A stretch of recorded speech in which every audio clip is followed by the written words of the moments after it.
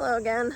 I'm just on my way down to the barn to milk, and I wanted to do a little update on that and how we're doing with everything milking related.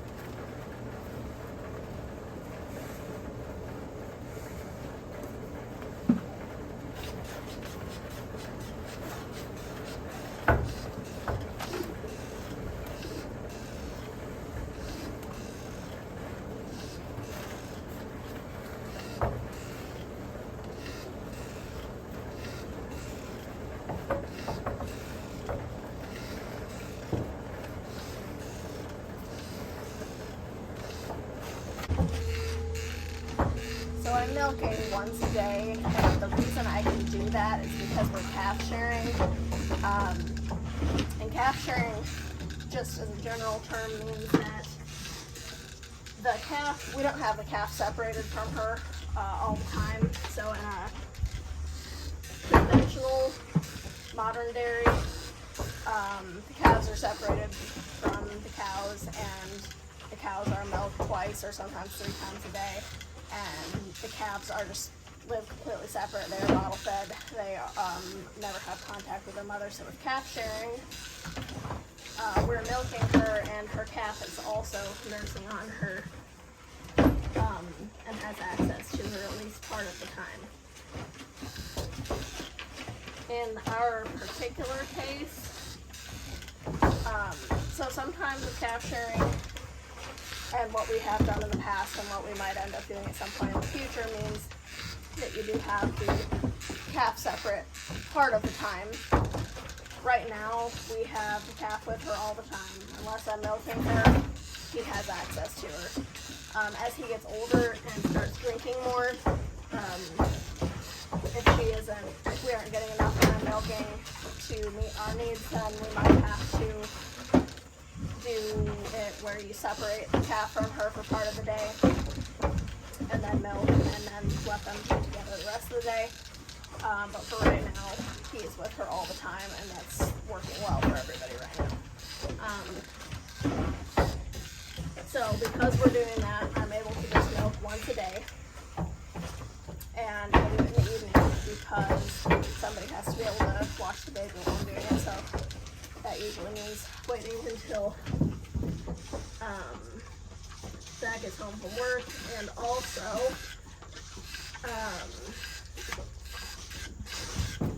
at night when it's cooler, and in the mornings they're usually out in the pasture, but late afternoon and evening they're usually still up in this general area, so it's easier to get her in the barn to milk. As far as the time, the milking itself usually takes about a half an hour, and then I have to go up to the house and drain it and put it up and wash everything, and that's about another half an hour. So on average, I'm looking at about an hour time commitment each day. And what I'm getting has actually been fluctuating quite a bit recently. But on average, I'm getting about 1.5 gallons per milking per day. This thing that I'm using to milk is called a Magadan milker. To my knowledge, they're not available anymore, and it's something that my mom got me years ago. It actually was meant for goats, because I've had goats on and off at different times, and I have to dairy goats. So that's why we got this. That's what we had in mind at the time, was milking goats, but it so far is working pretty well for our purposes. Downsides are you can only do 1 teat at a time, 1/4 at a time, but upsides are it was inexpensive compared to full 4-teat cow milker and that whole setup. It's pretty quick and easy to clean and disassemble, and it does have the advantages of a milker in that the milk is contained, it's not open, you have things falling into it the way you are when you're just hand milking into a bucket.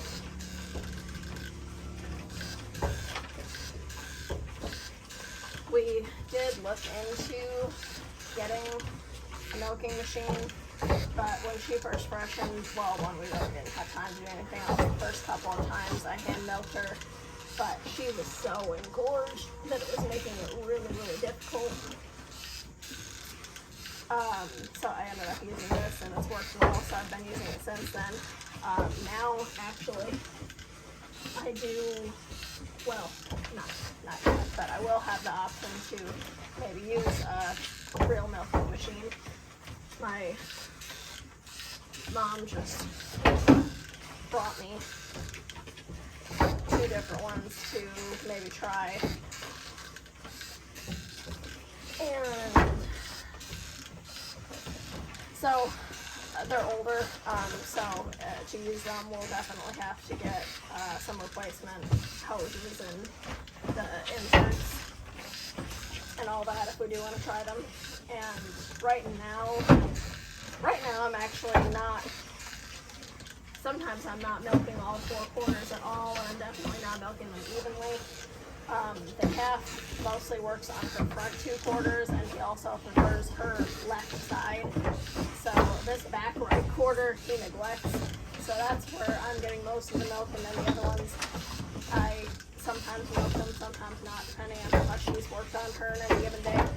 But in any case, for that reason, I'm not sure if a normal milker would be super practical right now. But if we do get to a point where we're separating him and she's fuller in all 4 quarters, then it might make it more practical. Although I know it's also just the time that it takes to clean a milker properly can make it kind of impractical if you're only milking 1 animal. But we'll see, that's something we might explore in the future. The reason we're not hand milking her, a couple reasons, because I have hand milked her in the past. Like I say, I did it the first couple of times when she freshened, when we were still trying to figure it out. And when we first bought her, I hand milked her. But she isn't a super ideal cow for hand milking, and that's for a couple reasons. One, as you can see, she's not super duper great at holding still. She's not bad, especially when she has green. Right now she just ran out, so that's when she'll start stepping back and forth. She doesn't usually kick unless she's actually uncomfortable for any reason, if she's engorged or she has a sore teeth or whatever. But when she first freshened, like I said, she did get engorged, so she was very uncomfortable, and then she was kicking a lot, and that was a real problem. It was, I couldn't get her milked out, which is the only solution to her being engorged, of course. So I did have to use this a couple of times. And this is actually an older one that they do still make them. It's called a cow can't kick. And what it does is it goes over their back, and you snug it down, and these bars go right here and put pressure right here, which makes it hard or uncomfortable for them to pick up their leg, so that helps stop the kicking so you can get them milked And the other reason that she's not a great candidate for hand milking is because she just doesn't have very long teats. Her front two aren't bad.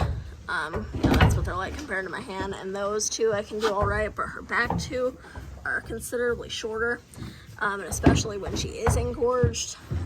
Right now, even that, you can see how that would make it not very easy to hand milk, but when she's engorged, they were even shorter. Like, I'm not kidding, they were only like 2 finger widths.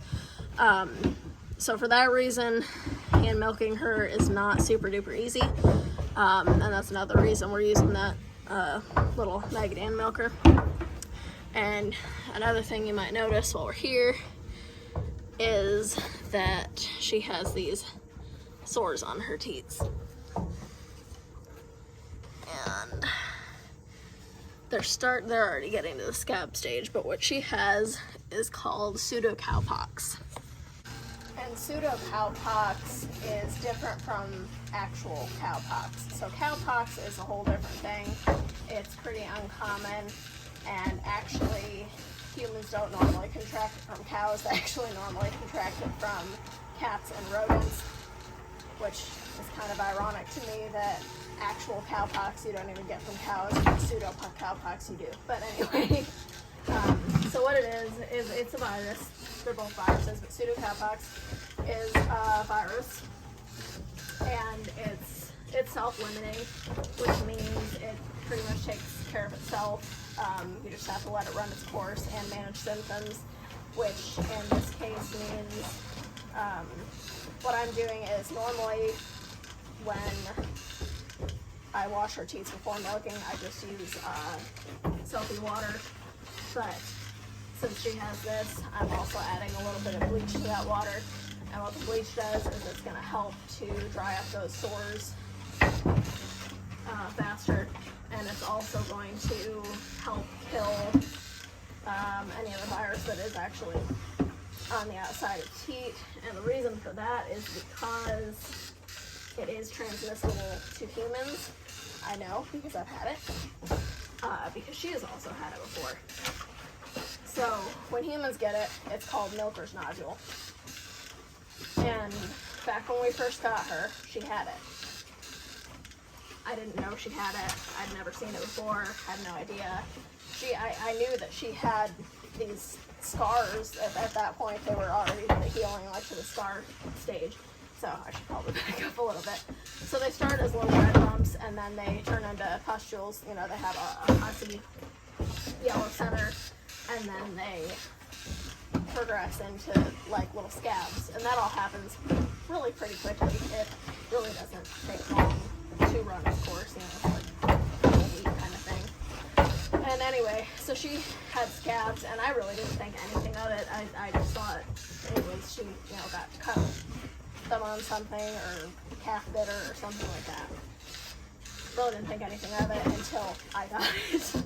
And it really wasn't too big of a deal for me. I just got 2 or 3 sores on the one hand, and it's the same kind of sores as happen on the cow. Like I said, it's called milker's nodule. And what I did when I had it, and once I figured out what all was going on, I used the bleach water, and I also did wear gloves when I was milking. The reason I'm not doing that now is because I'm not hand milking, so there's really very little extended contact between me and her skin. You know, like right now, that's pretty much all the contact I'm getting. So I haven't been wearing gloves. I just have that very little contact, and when I go inside for milking, I wash my hands really well. Of course, wash the equipment really well with bleach. And so far, I don't have any signs of getting it myself again. Hopefully it stays that way. I have done a little bit of research online. There really isn't a ton of information available on it, or at least not a ton that I found. Probably because it's not super duper serious. It's more annoying than anything. But I did see one thing that said that the immunity to it is relatively short-lived. So cases of reinfection are pretty common after not very long. I think it said as soon as 6 months after a cow's had it, they might have it again. And mostly it talks about it being spread from cow to cow by things like calves suckling different cows, transferring it by their mouth, which definitely didn't happen here because, well, we have one calf sucking on her and he's not sucking on anybody else that would have it. And we have a closed herd. I mean, these are the only animals that we've had here ever, so. Apparently it can also potentially be spread by flies, contacting, you know, an infected animal and another one. But I think, and again, there's no ton of information, I think it's more likely that this is a case of a flare-up of a dormant virus than actual reinfection from an outside source. And if so, I'd say maybe what brought it on is when I fixed the fence so we could turn them out into the big pasture, she started, from walking through all that tall grass, she started having all these little cuts on her teeth, and I assume that it's possible that that damage to the skin caused it to flare up, sort of like in humans where, you know, if you already have the virus and you then like bite your lip or something, you're more likely to develop a cold sore, because that's, you know, also a dormant virus. So that's my theory of why she has it again. It is just a theory.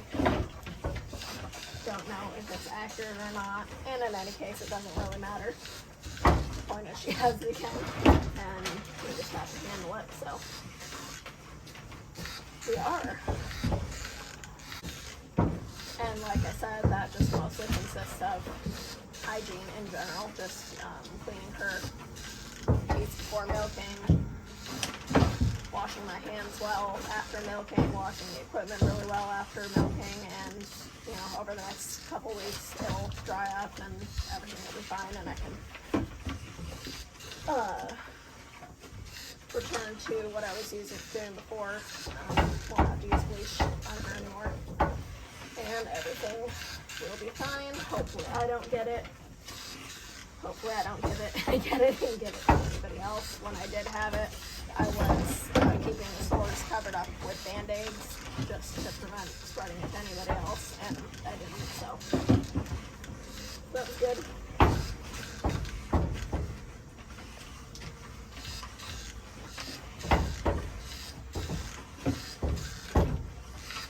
So I'm not sure if the video did a super great job of showing what it looks like, but if you've got a cow and anything like that, especially if you're a new owner and like I was when we first got her and I didn't know anything about it, if you see sores start coming up on your animal, definitely worth Googling pictures of it and what it looks like, so you know if that's what you're dealing with and what to do. Really not a super duper big deal. It's just one of those things you gotta know what's going on so you can handle it. Okay. Hey.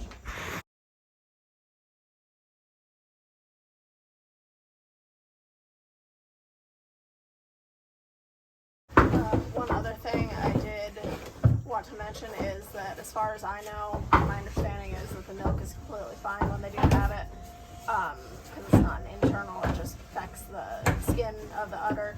So the main thing is anything that actually comes in contact with the teat, which is why, I don't know if you could see super close on, but when that tube fills up to the point where it's touching the teat, I was like letting off some of the vacuum so it wouldn't touch it. But it did happen a few times on that back one, and she does have a sore right on the bottom there. So for that reason, I might go ahead and, well, I probably will go ahead and pasteurize this batch. Normally I just leave it raw. But because some of the milk did probably come in contact with that sore, I'm going to go ahead and pasteurize it this time to make sure it's okay. And just wait until she's healed up and resume our normal activities.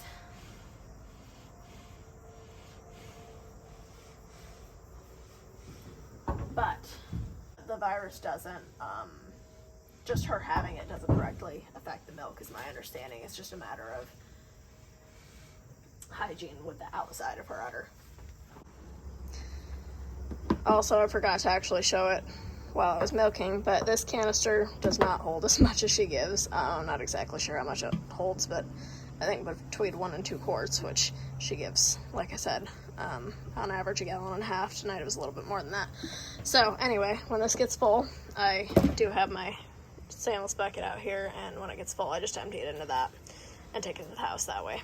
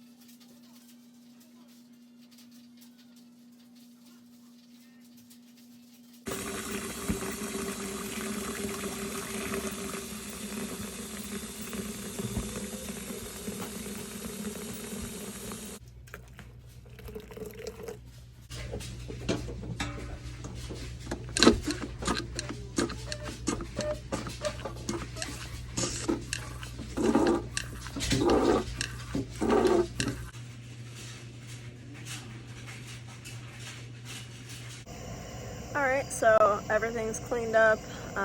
Like I saw, I used hot soapy water with bleach to clean the milker and the strainer and everything. And I am heating the milk up to 150, and I'm going to hold it there for 30 minutes to pasteurize it. 150 is hot enough to kill viruses. So anyway, once it's been at that temperature for 30 minutes, I'll go ahead and cool it down, and then I'll bottle it and either drink it ourselves or give it away to friends or family who might prefer pasteurized over raw. And yeah, so anyway, thanks for watching. Hope maybe I was able to help somebody out now or in the future who might be dealing with the Pseudocowpox. It's really not that big a deal, but anyway, thanks for watching. See you next time.